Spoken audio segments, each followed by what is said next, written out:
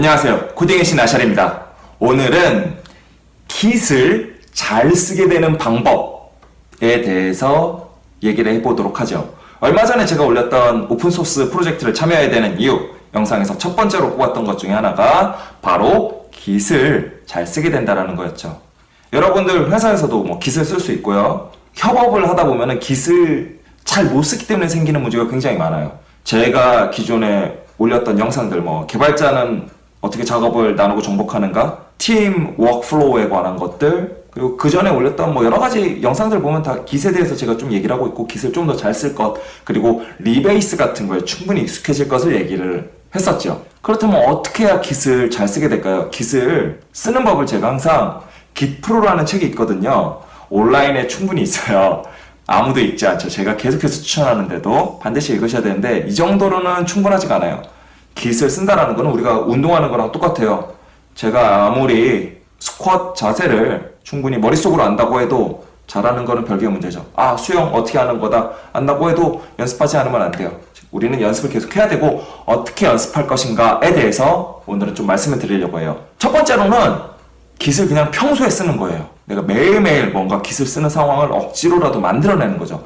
회사에서 쓰든 안 쓰든. 그리고 내가 혼자서 쓸 수 있는 안전한 상황으로 가면은 얼마든지 문제를 일으켜도 되거든요.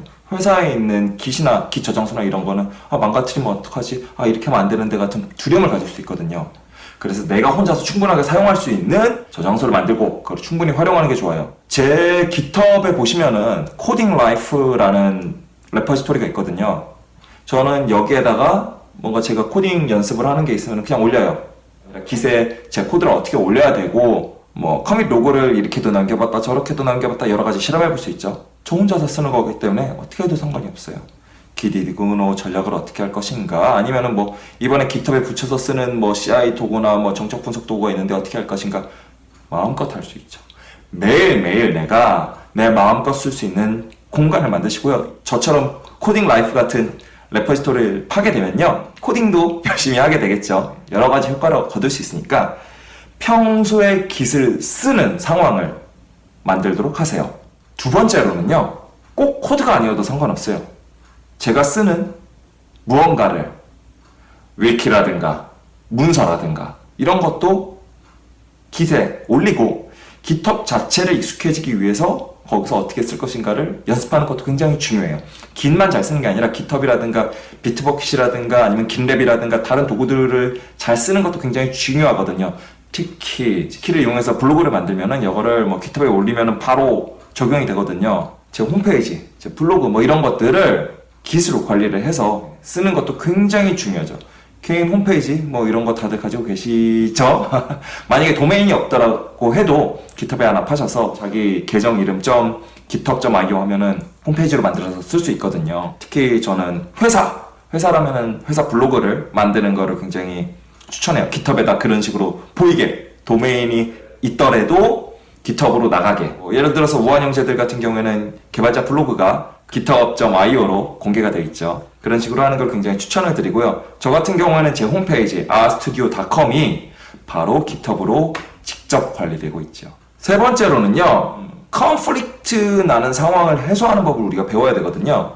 그럼 어떻게 할 것인가? 컨플릭트가 자주 나게 하는 걸 경험하면 되거든요. 근데 나 혼자서 연습하면 그게 쉽지는 않아요. 한 가지 그냥 팁을 하나 드리면요, 활발한 오픈소스 프로젝트를 찾으셔서 포크를 뜨세요. 그리고 기존에 좀 많이 고쳐지는 부분을 찾아내셔서 일부러 고치는 거예요. 그러면은 그쪽에 프로젝트가 업데이트가 되면서 고쳐진 게 제 거랑 컨플릭트가 나겠죠.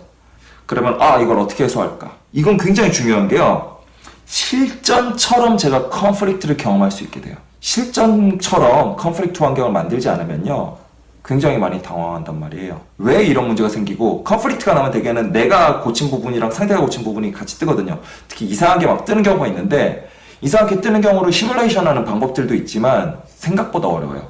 그런 부분들을 진짜 제대로 접하는 방법은 오픈소스 프로젝트를 포크를 뜨신 다음에 컨플릭트를 일으키는 거죠. 특히 오픈소스 프로젝트 같은 경우에는 그 저장소는 커미터들만 직접 접근할 수 있기 때문에 내가 내 걸로 가져와서 무슨 생쇼를 하든 간에 전혀 문제가 없어요. 아주 안전하게 하실 수 있으니까요. 반드시 꼭 해볼 것을, 그리고 컨플릭트를 많이 경험할 것을 권해드리고 싶어요. 그리고 깃을 쓸 때 커밋 로그의 중요성을 직접 경험하는 게 굉장히 중요한 것 같아요. 커밋 로그 아무렇게나 막 남기는 경우 있거든요. 남이 그렇게 해놓은 거 보면 굉장히 스트레스 받아요. 이거 무슨 작업을 했는데, 심지어는 틀린 주석처럼 코드 내용이랑 맞지 않는 주석을 달아놓은 것처럼 다른 메시지가 들어가 있으면 굉장히 괴롭거든요. 내가 그걸 잘 남기기 위해서는 페인 포인트를 내가 정확하게 알고 그 페인 포인트를 찌르는 프랙티스를 해야 되거든요. 그러려면요, 많이 읽는 게 굉장히 중요해요. 기존에 있는 잘 되어 있는 오픈소스 프로젝트를 받아오시거나 아니면 깃허브에서 커밋 로그를 읽으시면서 이건 이렇게 해서 내가 이 코드를 읽는데 굉장히 도움이 되는구나. 이건 얘는 이렇게 해놓으니까 뭔 소리인지 하나도 모르겠어. 결국엔 내가 코드를 직접 다 읽어야 되네. 이건 뭐야, 심지어는 틀려가지고 헤맸잖아 라는 거를 경험을 하시는 게 굉장히 중요해요. 내가 고통을 받아야만 남에게 고통을 주지 않을 수 있어요. 굉장히 중요하거든요. 이거는 프로그래밍을 떠나서도 우리가 항상 무슨 일을 하든 간에 배울 수 있는 거기 때문에요.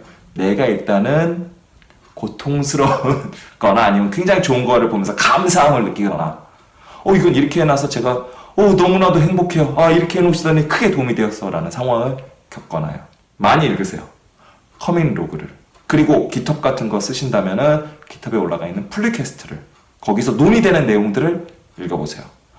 이게 그래서 훌륭하구나 라는 거를 직접 체험하세요. 마지막으로 브랜치라는 개념이 굉장히 익숙해져야 되거든요. 그래서 저는 내가 혼자서 작업할 때도 그냥 커밋해서 막 올리지 마시고 브랜치를 나눈 다음에 풀리퀘스트를 보낸 다음에 그걸 머지하는 식으로, 내 개인 프로젝트라고 할지라도 그렇게 하는 거를 권해드리고 싶어요. 물론 아까 전에 얘기했던 홈페이지라든가 제 코딩 라이프 보신 분들은 아시겠지만 거기는 그냥 막 올리거든요. 상관없어요. 그런 연습용 따로 놓으시고, 그다음에 저는 모든 프로젝트는 다 풀리퀘스트로 해요. 나 혼자 하더라도 풀리퀘스트를 보내서 하는 거.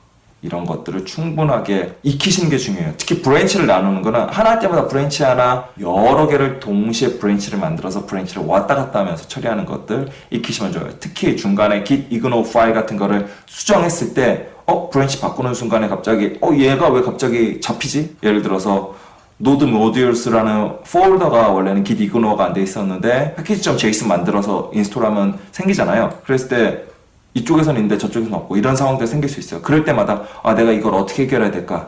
브랜치를 왔다 갔다 하면서 어떻게 해결할까? DB 마이그레이션 파일을 만들어서 쓰는 경우, 이쪽에서 마이그레이션을 진행을 했어요. 그리고 브랜치만 바꿨어요. 그랬더니 스키마가 다르죠. 이런 오류 생길 수 있죠. 이거는 깃을 잘 쓰는 것과 상관없이 프로젝트를 진행하면서 깃을 쓰면은 충분히 일어날 수 있는 이슈들이거든요. 이걸 해결하는 법조차도 깃을 쓰는 과정에서의 내 습관으로 가져와야 되기 때문에 충분히 경험하실 것을 권해드리고 싶어요. 브랜치를 여러 개 만들어서 왔다 갔다 하면서 이런저런 경험하는 거. 네, 오늘은 어떻게 하면은 깃을 내가 잘 쓰게 될까? 깃을 공부하고 수련하는 법. 공부라기보다는 수련이죠. 영어 공부 절대 하지 마라라는 책이 예전에 유행했었잖아요. 거기 보면은 언어는 공부하는 게 아니다, 익히는 거다, 그런 얘기를 하죠. 스터디가 아니라 런하는 거라고 하잖아요. 여러분들도 깃을 스터디하지 마시고 런할 수 있기를 바랍니다. 구독과 좋아요 부탁드리고요. 제가 요새 자주 올릴 거니까 알람 설정도 해놓으시면 놓치지 않고 보실 수 있겠죠. 다음에 더 재밌는 영상으로 만나보도록 하죠.